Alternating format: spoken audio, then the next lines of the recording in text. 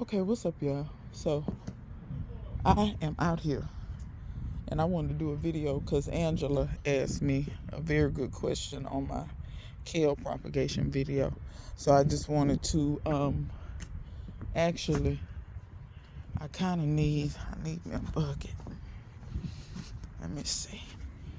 Ain't nothing in this bucket, but I need to wash it out. Y'all see all that mud in there? Oh Jesus. Y'all, spring has sprung. Spring has sprung. And you know, it's just something because, wait a minute now. You gonna cooperate today. That's what you will do. Okay, I just want to wrench some of that dirt out. My bucket don't have to be spotless, y'all, because I'm gonna wash my greens anyway. But I figured I'd go on and show y'all. So she asked, what do you do if your collards is going to seeds? More or less that's what she asked. Because she said, you know, when they go to seed, the leaves get real narrow. And I think that's why a lot of people pull their collards. But I just want to, for reference, for those of y'all, if it's new people ain't never seen my channel, these plants are 3 or 4 years old. They have gone to seed every year. They go to seed every year. I don't stop them. Now this particular section is bok choy. But all you see over here, all of these are different kind of collards. These are baits. That's a hybrid that I hybridized. Well, the bees hybridized it for me by accident. And those over there, a lot of these back here are Georgia collards, okay? But then I do have some that the bees, because let me show you this. Don't this look like lacinato kale? And this is, I don't believe it's straight lacinato kale anymore. I think it's lacinato kale mixed with collards, okay? So I just want to kind of show y'all how to do so that you don't have to pull your stuff, because I'm going to tell you why I don't believe in pulling. That's number one right there. This stuff goes to seed so early, it gives the bees something to eat. And it lets the bees, you know, when they go somewhere to get pollen and all this, they know where to come back to. So once they get familiar with your garden and they say, oh yeah, well I remember last year I went over there, they come back, okay? A lot of people be talking about, oh, I don't have enough flowers and stuff in my garden. I don't have a ton of flowers, at least not flowers that bees like. I have those azaleas back there. The bees don't hardly fool with them. But I have this. This is your food. You don't have to plant flowers. People just be saying that. I don't even know what they're talking about. Most of this stuff make flowers to go to seed. Your peppers make flowers. Your tomatoes make flowers. What y'all growing that don't make flowers? But I ain't gonna get on that. People just be talking, be saying anything. Beans and peas make flowers. But I ain't gonna get on that, child. These people just be talking. But anyway, like Angela said, and I wanted to show y'all, I think this is the reason why people back in the day got to pulling they plants. Y'all see these leaves? So now that this is going to seed, it's not gonna make no real big leaves right now. It's really not. It's not gonna make no real big leaves right now.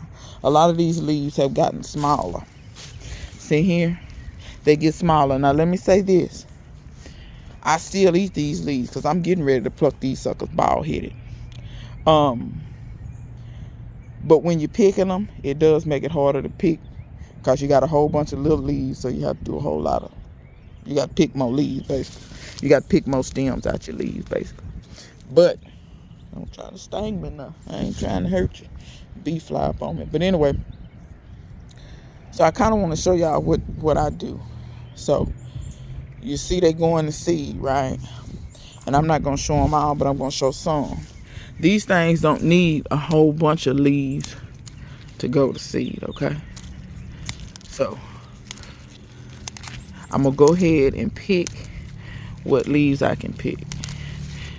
Okay? And I'm going to leave about that many. I'm going to leave some. They need some leaves for photosynthesis, y'all, because those, to make those seed pods, it does take some photosynthesis. They need to be able to take the sun's energy and you know, turn it into sugars to be able to do what they need to do. If it's any yellow leaves like that, I either throw them back in the bed or I put them in water and make my little fertilizer. You know, let it make the little juice what it make. Same thing here. Now let me preface this and put this in here, because a lot of people, I encourage people to save seed, but a lot of people end up not doing it because of the time it takes. Y'all, saving seeds will teach you patience, because stuff don't go to seed. It don't make seed as fast as you may would think, and I'm gonna tell you why. That plant is taking all the genetic information that it needs, and it's putting that genetic information into that little bitty packet that is a seed. You may not think it's that much information in there, but I assure you that your DNA has more information in it than probably any cell in your body, just about. The same thing goes for these plants. There's a lot of information that is imparted in those seeds, and it takes time, and you want those seeds to be mature so that they are good and viable and they have everything they need, so that when they grow out, because it may not seem like it, but that's a very complex thing that's happening when you plant a seed and it sprouts and it comes forth and grows a whole nother plant. You may look at that seed and say, oh, that's just a tiny little thing when you put it in the ground and make a plant. That's true, but you may not be completely understanding all of what occurs when that happens, and how much is actually really going on, and how complex that is for that thing to go from a seed into a plant. So that's why you want your seeds to be good and mature, so that you get really good, viable seeds. So yeah, this time of year, you're probably not gonna get a ton. See all these little leaves I'm getting out? You're not gonna get a ton of big old leaves. And let me say this, a lot of people don't understand this. Them big old leaves is tougher too. Missy Grando had pointed that out to me, and my granny had told me that for years. She said these people letting these collards get big as I don't know what. She said those leaves are so tough, and then people wonder why you have to cook collards for 45 days. You know what I'm saying? Before they get, And I'll be honest, a lot of time your brand new plant, those first leaves won't be as tough. You let these plants get as old as mine. Mine is old as black pepper. As time goes on, if you let those leaves get huge, I'm gonna go back here and get these back here. If you let those leaves get huge, they are tough, and you have to cook them longer. So I do prefer a smaller leaf. It's a little bit more work picking. I can't even lie to you. I'm not even gonna try to lie to you. It's more work picking. See how nice? This is about the size I prefer my leaves. Will I buy bigger ones? Have I bought bigger ones before in the past? Of course. When you go to the grocery store, they're not gonna be about that size. They're gonna be much bigger. That's another thing for those of y'all just not growing. I saw a lady growing something. Lord, looked like she ain't hardly going out there getting her food. I guess when you first be starting gardening, do you be scared to harvest? What do it be called? I seen that woman. I saw several things I could have harvested in her garden. I said, well, she better be glad I ain't her neighbor, because she come back, it just be stems. It wouldn't be nothing. And she talking about somebody told her when the broccoli start going to seed or whatever, the broccoli hadn't even gone to seed good. It had just barely started. Just the little yellow of the flowers, just the little tips was peeking out. And she talking about she wasn't going to eat it. Child, the stuff they tell people is insane. I've never in all my years, all this stuff they telling people. But yeah, y'all, just get all your leaves off. And I'm going to make me a nice pot of green today, honey, because I got me some smoked turkey meat in there. It's going to be on like Donkey Kong when I tell you. Because I'm not playing any more games. I have been said. Ooh, y'all just looking at my wrist. Y'all ain't a bit more looking. And you see how I just break them off? Just grab these, and you want to kind of go down with them. Let me show you. Go down.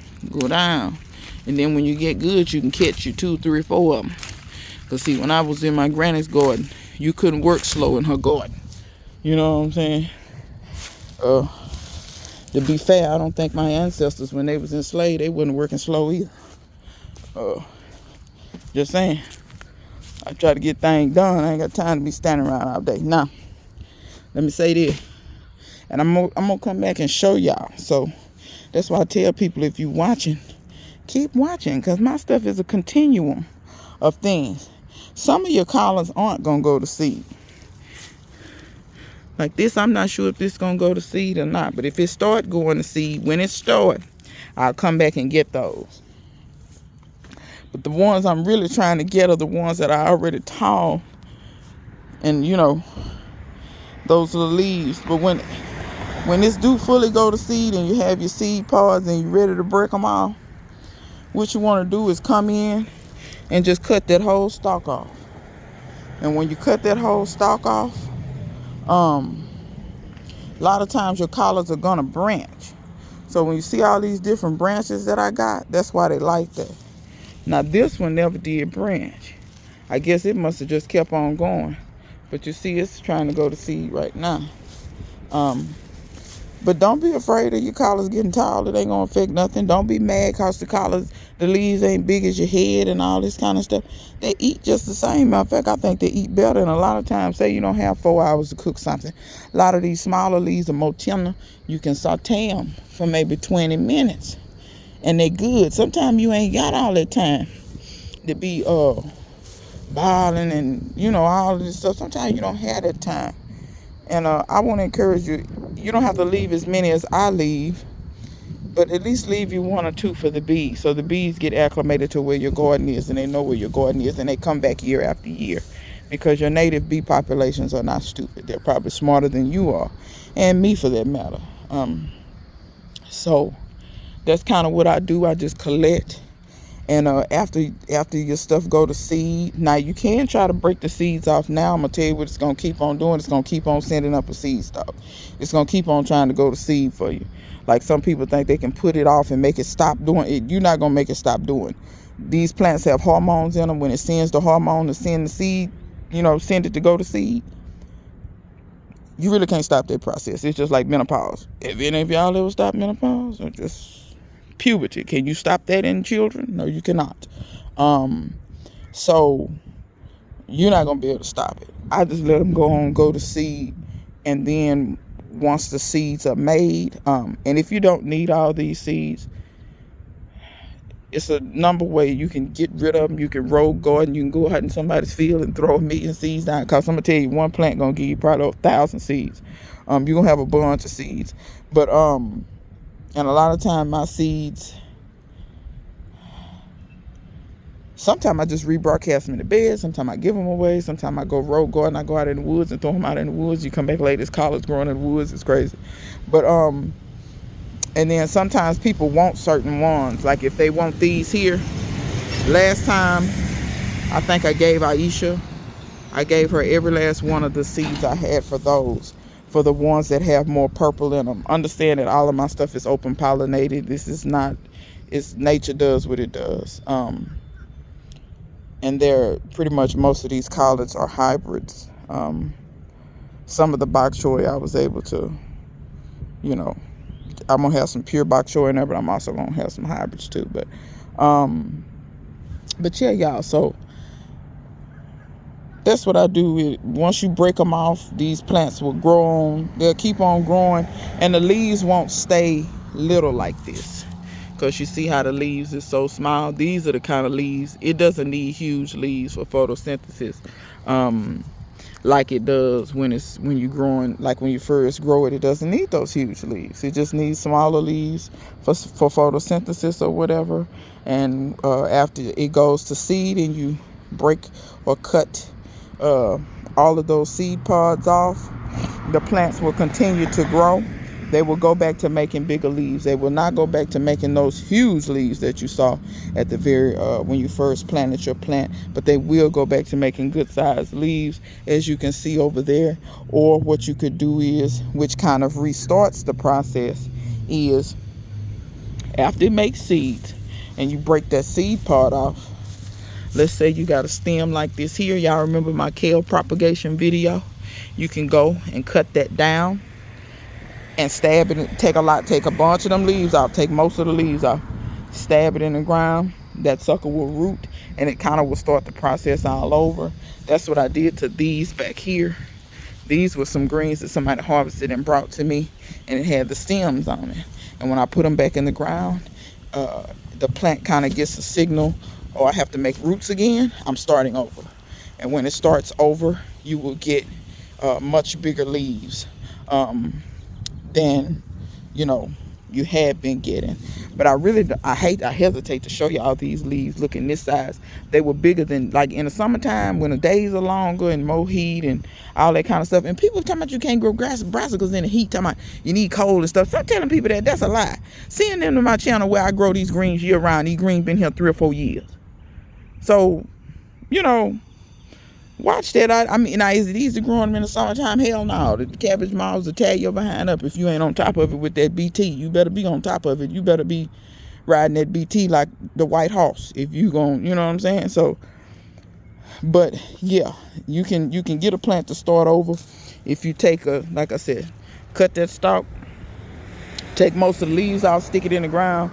Since it hasn't made roots again in this mind, it thinks I have to start over. So therefore, and when it warms up a little further, they'll make bigger leaves. But these have smaller leaves because y'all, I've been harvesting. It's wintertime. When it's wintertime, they slow down. They make smaller leaves. The days are shorter. So you have to understand that your weather plays a part in that as well. It's not just all what the plant want to do. The plant do what it want to do the plant does what it has to do according to the weather, the climate, etc., all that. Because your plant takes cues from the length of day and the temperatures and all of that. So your plant is not unintelligent either. So that being said, Angela, you let me know if that gave you the information. I know I answered your question, but I wanted to kind of show in depth, and I thought it was a good question for people that want to see how I do this, because I haven't seen anybody else other than me doing this. If y'all have seen somebody else, point me in their direction, because I do want to make mention of this too. This kale y'all saw me propagate, this is an 8-year-old kale. I've never pulled it up, never. I just planted around it, or it would die back to a certain point, like the stem would die, and I would cut it back. And I do want to show y'all, since I did that, look at those. Remember when they were just little leaves? Look here, see what I'm saying? And that has taken. It has taken. And I think I did that a week and a half, 2 weeks ago. So my videos are a little bit behind real time. So, but I just wanted to kind of show y'all that and point that out to y'all and encourage you, if you have a spot in your garden, if you could dedicate a spot in your garden to collard greens, leafy greens. And I'm going to do a video on this coming up soon, because I shared a documentary in my post. And when that lady was talking, it really just kind of resonated with me. Some things that I want to tell y'all. But I'm going to let y'all go. And until next time, see you guys later.